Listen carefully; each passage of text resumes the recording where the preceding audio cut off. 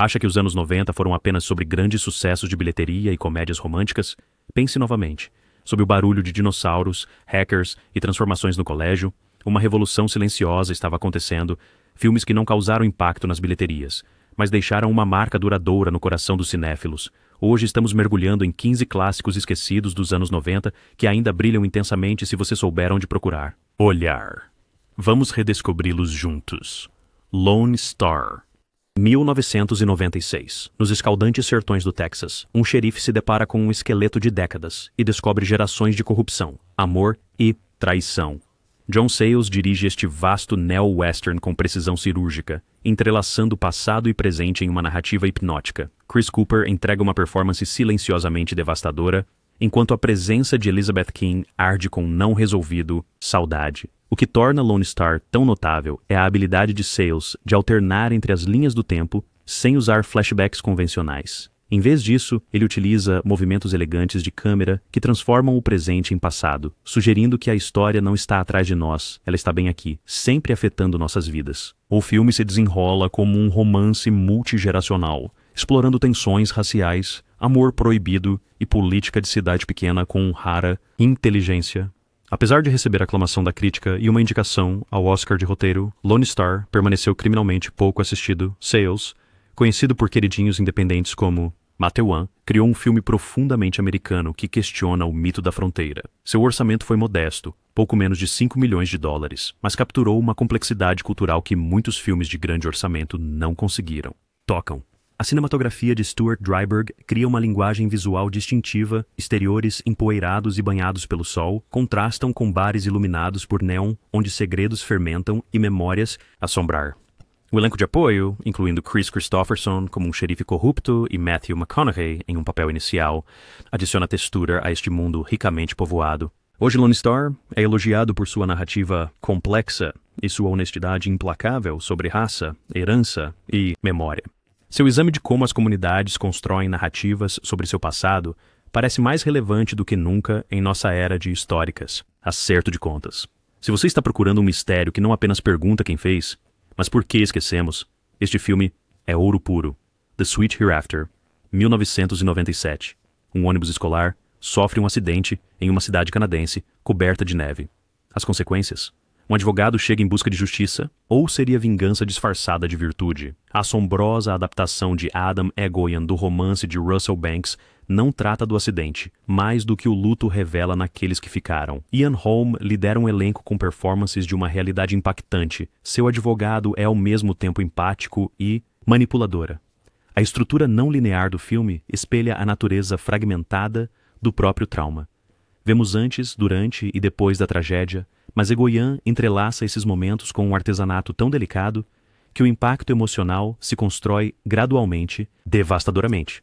A cidade torna-se um personagem, isolada, bela e cada vez mais claustrofóbica à medida que tensões ocultas vêm à tona. Com um orçamento modesto de 5 milhões de dólares e um lançamento silencioso em festivais, o filme causou impacto internacionalmente, ganhando o Grand Prix em Cannes.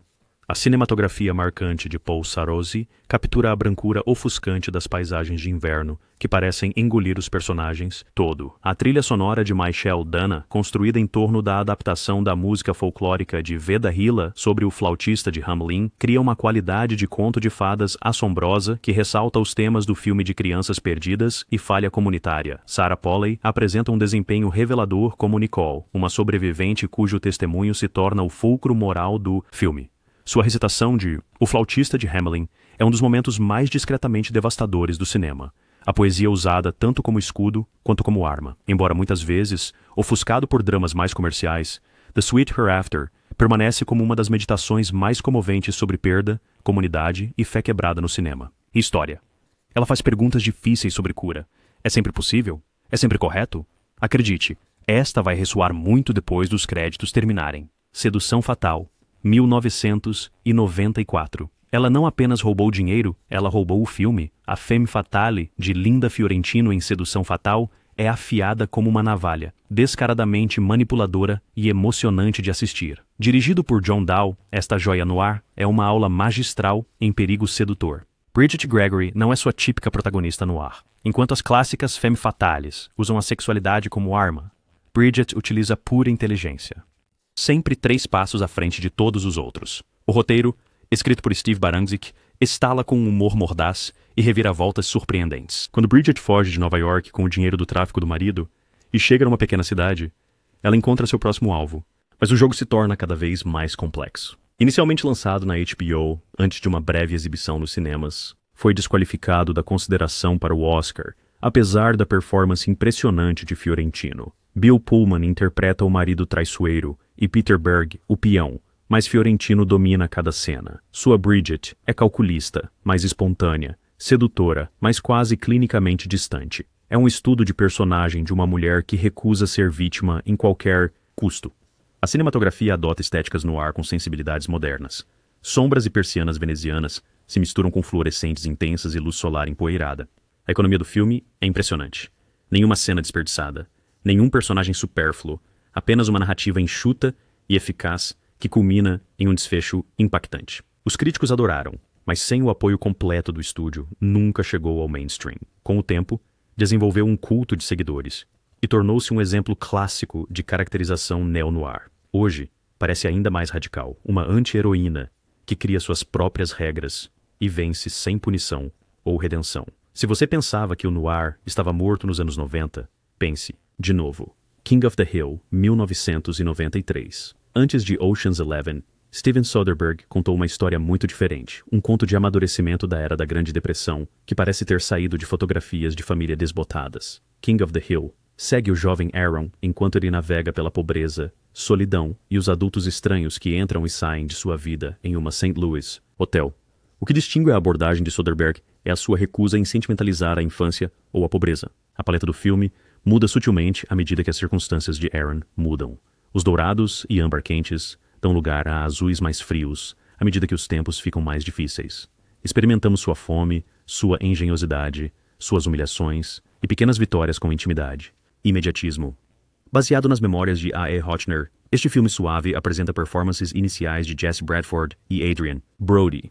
Bradford carrega o filme com notável maturidade, mostrando como as crianças podem rapidamente se adaptar a responsabilidades de adultos. O elenco de apoio, incluindo Jerwin Crabbe como o pai bem-intencionado, mas pouco confiável de Aaron e Lisa Eichhorn como sua mãe institucionalizada, cria um mundo onde os adultos são tão vulneráveis e perdidos quanto as crianças. Os detalhes do período são meticulosamente reproduzidos com um orçamento modesto.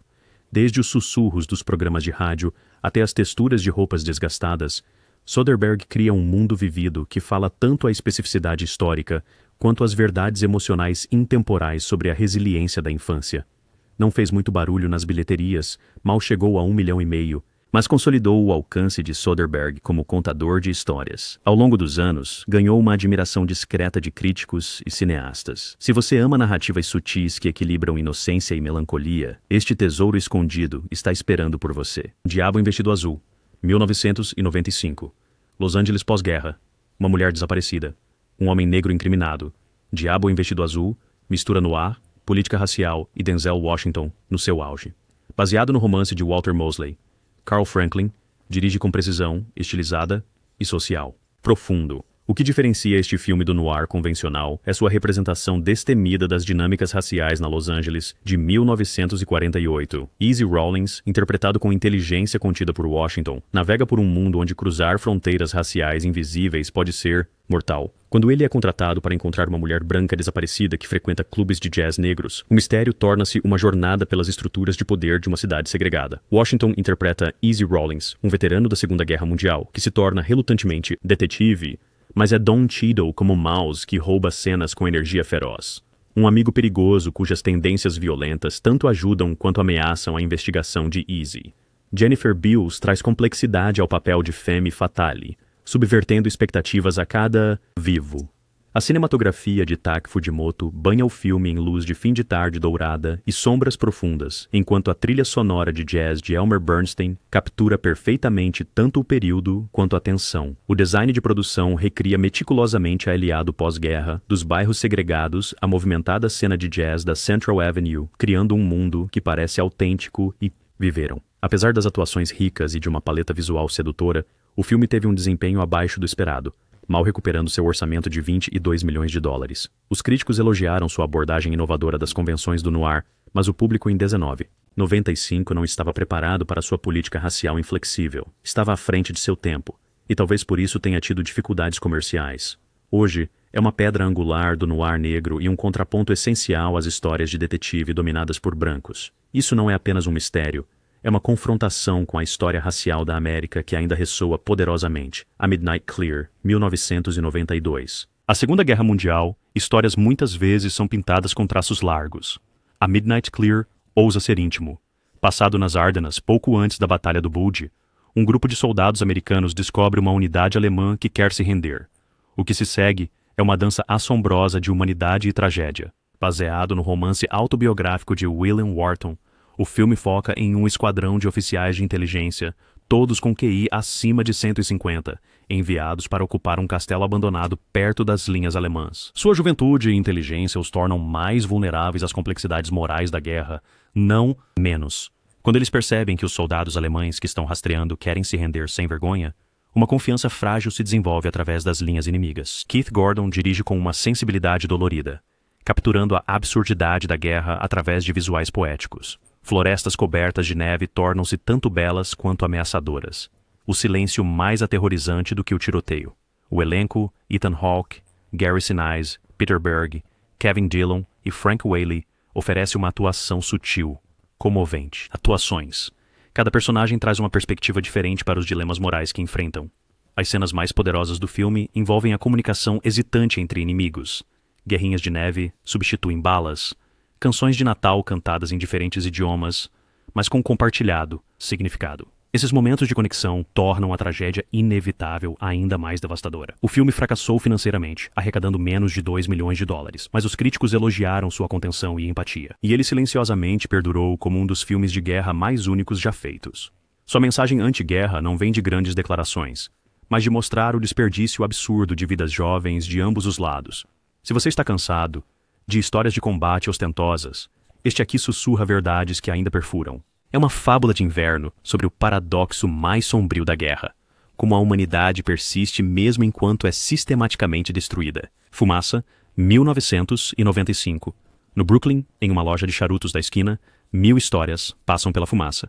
Fumaça, de Wayne Wang, escrito pelo romancista Paul Auster, é um drama slice of life, que celebra pequenos momentos belos.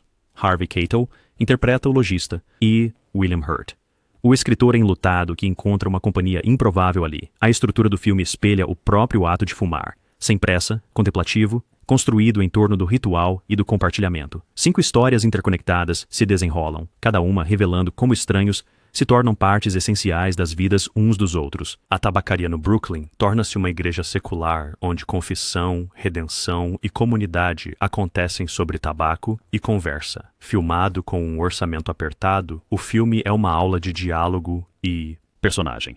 Não quebrou recordes de bilheteria, mas conquistou os corações dos críticos e do público dos festivais. Wang dirige com um toque delicado, permitindo que as cenas respirem e os personagens se revelem gradualmente. Não há conflito fabricado, apenas o suave encontro de vidas em uma paisagem urbana. O elenco, incluindo Forest Whitaker, Stockard Channing e Harold Perrineau, cria um retrato da vida em Nova York que parece autêntico e calorosamente observado. Mas é Audrey Wren de Keitel que ancora o filme. Seu ritual diário, fotografar o mesmo canto da rua à mesma hora todas as manhãs durante anos, torna-se uma metáfora poderosa para como o significado surge da atenção aos padrões da vida. Seu charme reside na humanidade dos seus detalhes. Uma fotografia, história, um encontro casual. O segmento final do filme, onde Audrey conta uma história de Natal sobre verdade, mentiras e bondade, está entre os finais mais perfeitos dos anos 90. Cinema. Se Tarantino fez a violência soar poética, Smoke faz o silêncio cantar. Uma ode à própria narrativa. Seguro, 1995. E se o seu ambiente estivesse te matando e ninguém acreditasse em você? Seguro, de Todd Haynes, estrelado por Julianne Moore, como uma dona de casa que desenvolve sensibilidades misteriosas a produtos químicos comuns. Ambientado no estéril e próspero ano de 1987, em San Fernando Valley. O filme é tanto uma história de horror psicológico quanto uma crítica devastadora da vida moderna.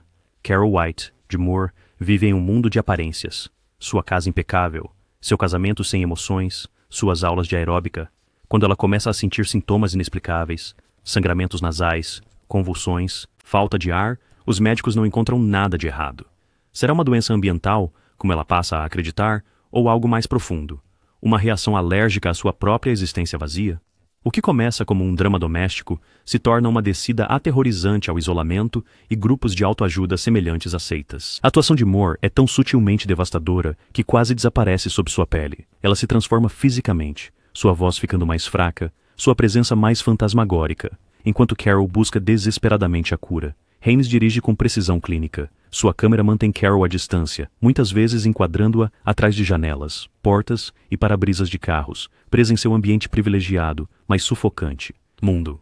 O design de produção cria ambientes que parecem bonitos, mas que se tornam cada vez mais tóxicos, espelhando o estado psicológico de Carol. O filme arrecadou menos de $600 mil em seu lançamento inicial, considerado uma obra-prima profética sobre ansiedade ambiental, doenças crônicas e negação social. Sua crítica à cultura de autoajuda parece mais relevante do que nunca na nossa era obcecada por bem-estar.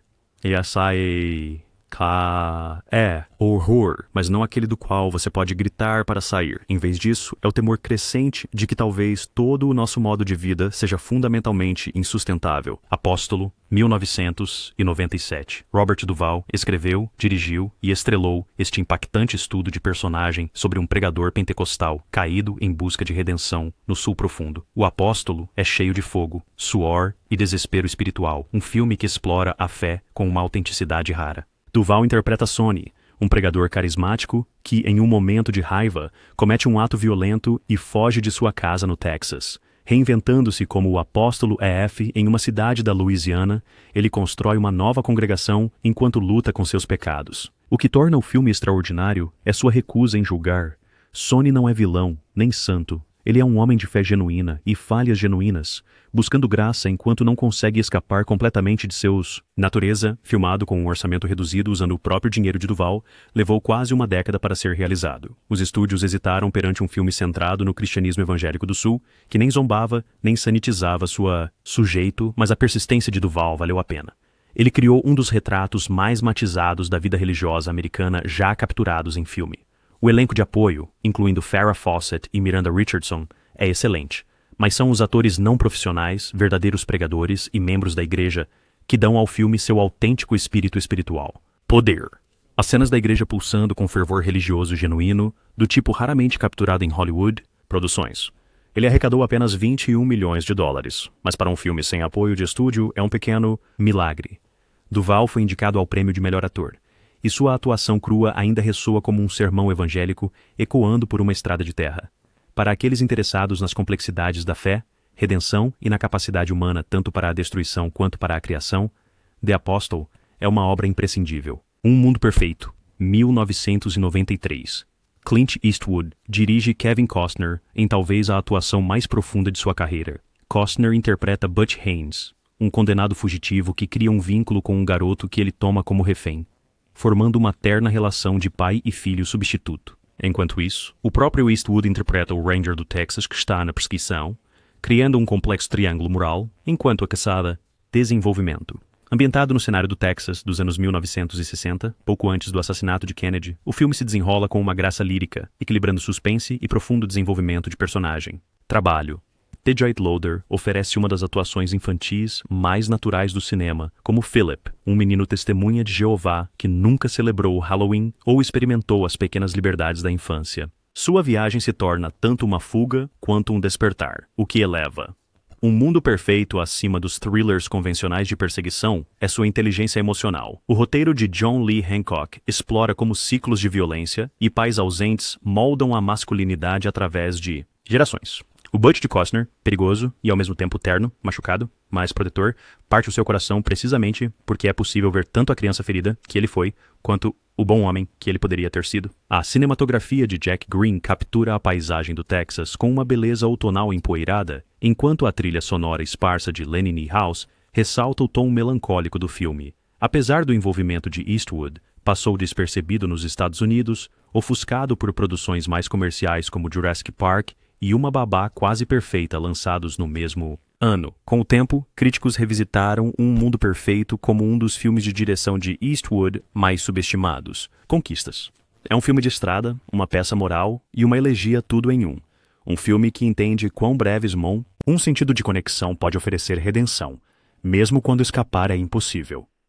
A Tempestade de Gelo, 1997. Retrato de Ang Lee do mal-estar suburbano nos anos 1970. Connecticut pode soar frio, mas corta com precisão cirúrgica. Kevin Kline, Joan Allen, Sigourney Weaver e um jovem Tobey Maguire formam um conjunto onde cada silêncio diz mais do que palavras. Passado no fim de semana do Dia de Ação de Graças de 1973, enquanto o escândalo Watergate se desenrola na televisão, A Tempestade de Gelo explora duas famílias vizinhas cuja experimentação sexual e desconexão emocional refletem o clima nacional. Os pais participam de uma festa de chaves, um evento de troca de casais, enquanto seus filhos navegam seus próprios despertares sexuais com partes iguais de curiosidade e vazio.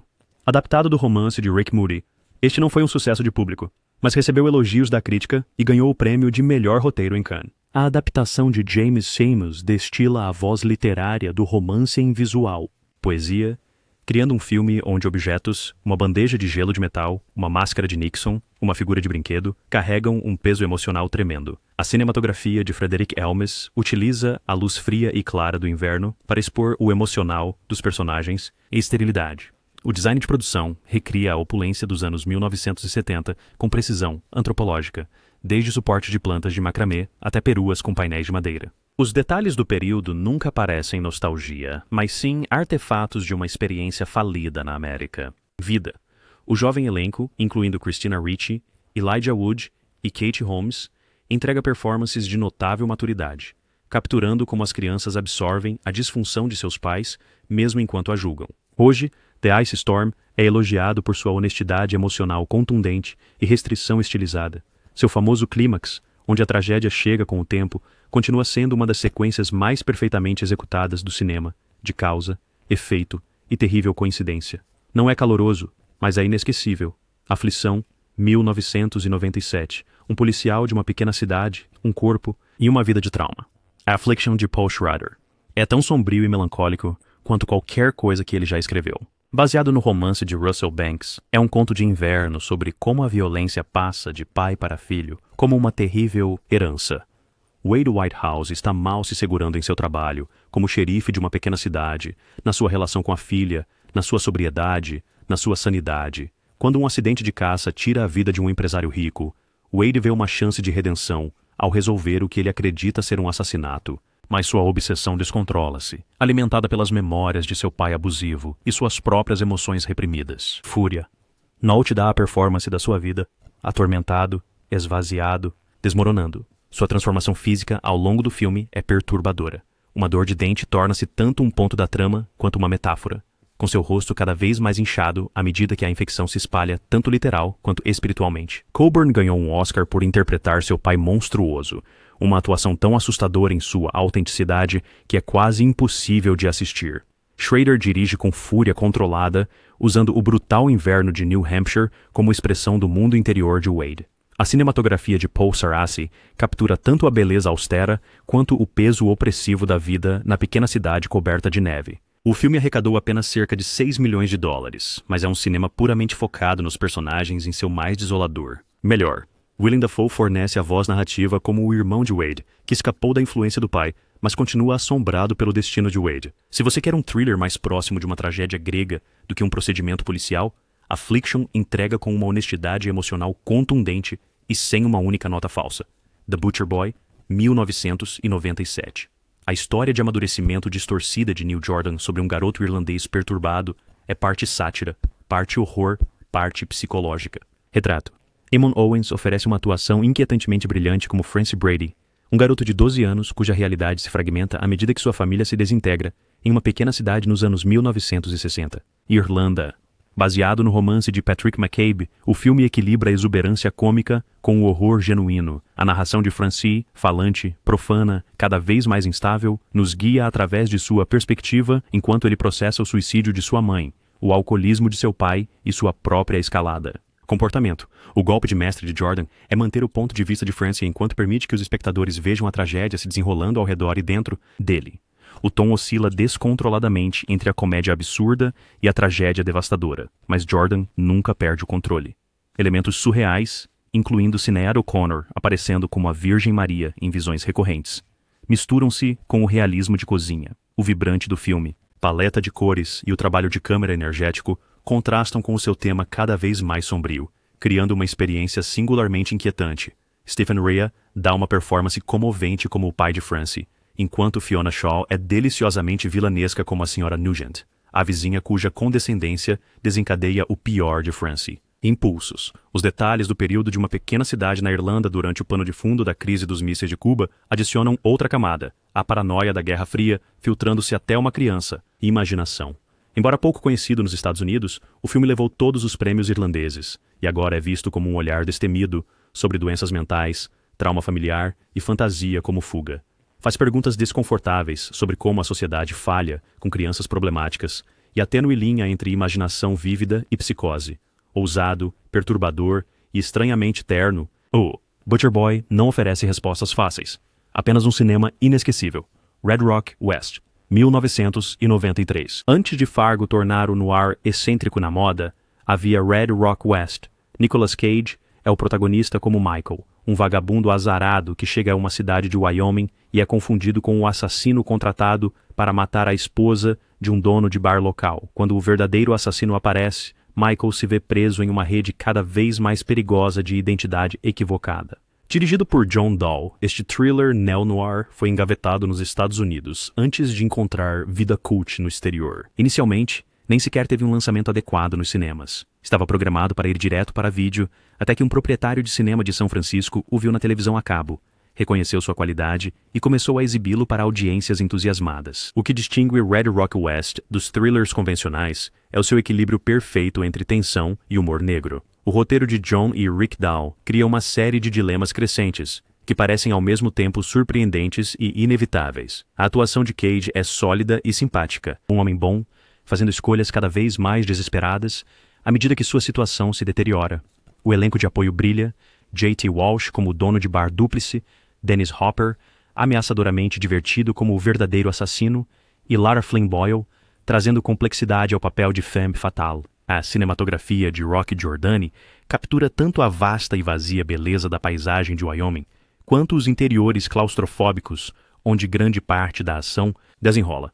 Hoje, os fãs aclamam-no como uma das performances mais contidas e melhores de Cage, e um exercício de gênero quase perfeito. Se você gosta do seu noir queimado de sol e excêntrico, não perca esta joia americana que teve que viajar para a Europa para ser reconhecida como o clássico que é. The War Zone, 1999. A estreia na direção de Tim Roth não é fácil de assistir, mas é essencial. Este drama britânico austero sobre um adolescente descobrindo abusos dentro de sua família é cru, inquietante e brilhante. Baseado no romance de Alexander Stewart, o filme aborda seu tema difícil com uma honestidade impassível e profunda compaixão. A história segue uma família londrina que se muda para o interior de Devon. Tom, de 15 anos, luta contra a solidão até descobrir um segredo horrível envolvendo seu pai e sua irmã mais velha. Irmã. O que segue não é um drama convencional de exposição e justiça, mas uma exploração complexa de como as famílias acomodam a monstruosidade e a coragem devastadora necessária para quebrar o silêncio. Tilda Swinton e Ray Winstone estão assustadoramente humanos em papéis que parecem quase demasiado real. Os recém-chegados Cunliffe e Belmont entregam atuações de vulnerabilidade impressionante. Roth dirige com compaixão e honestidade implacável, nunca explorando o tema para causar choque, mas recusando-se a desviar dos momentos dolorosos. Verdades. A cinematografia de Seamus McGarvey captura a beleza sombria da costa de Devon. Penhascos massivos e impassíveis e um mar frio e cinza tornam-se metáforas poderosas para o isolamento da família e a imensidão de sua dor. A trilha sonora esparsa e o ritmo deliberado criam uma atmosfera de crescente temor e emoção. Autenticidade. Mal registrou nas bilheteiras, mas os críticos saudaram-no como uma estreia destemida. Roth evita todos os clichês do drama de abuso, criando em vez disso uma obra de tal honestidade emocional que é ao mesmo tempo difícil de assistir e impossível de esquecer. Mesmo hoje, permanece uma poderosa acusação contra o silêncio e a cumplicidade, não para os fracos de coração, mas inesquecível uma vez visto. Então, se você adora descobrir clássicos esquecidos, não pare aqui. Clique no botão de inscrever-se, ative o sininho, e deixe um comentário com a sua joia escondida favorita dos anos 90 ou de qualquer era. Este é o Golden Age Classics e estamos apenas começando nesta jornada pelos tesouros mais negligenciados do cinema. Até a próxima, mantenha essas bobinas girando e esses corações abertos.